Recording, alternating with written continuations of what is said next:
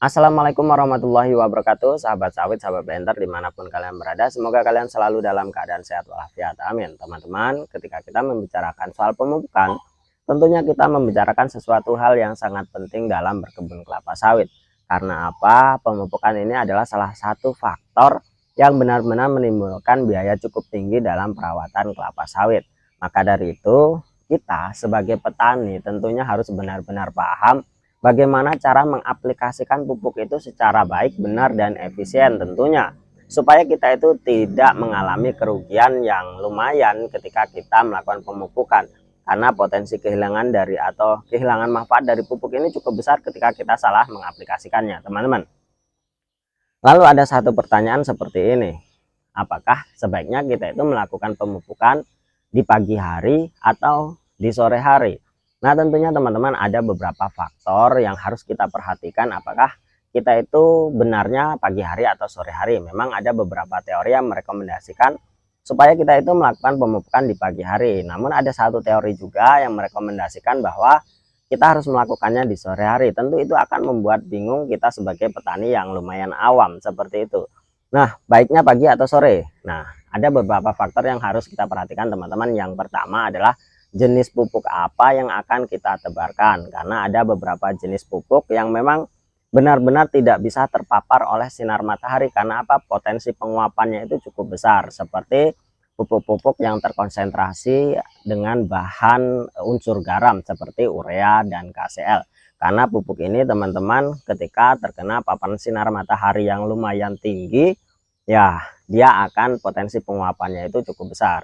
Jadi salah satu pesan saya ketika kita melakukan pemupukan, ya usahakan dulu jangan ketika matahari terlalu terik. Yang kedua adalah jangan dilakukan hindari pemupukan penumpukan pupuk ketika kita menebarkannya.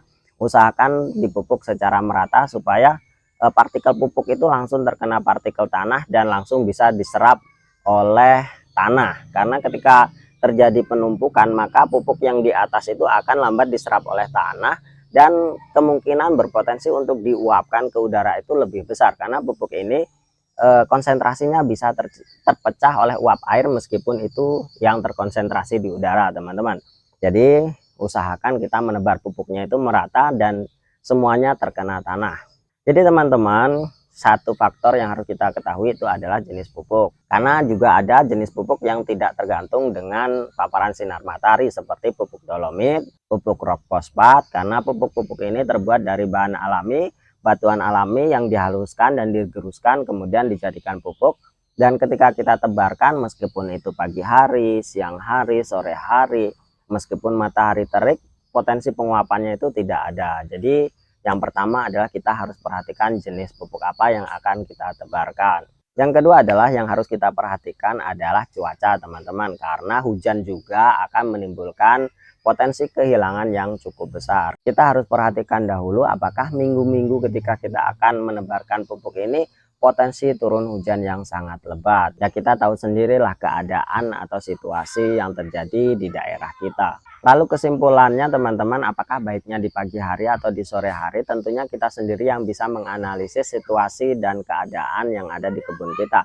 Apakah pada saat itu memungkinkan untuk melakukan pemupukan atau tidak.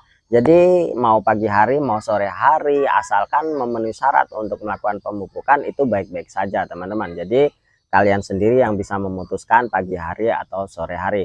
Mungkin hanya itu teman-teman, semoga bermanfaat dan semoga menjadi pertimbangan. Terima kasih atas atensinya. Wassalamualaikum warahmatullahi wabarakatuh.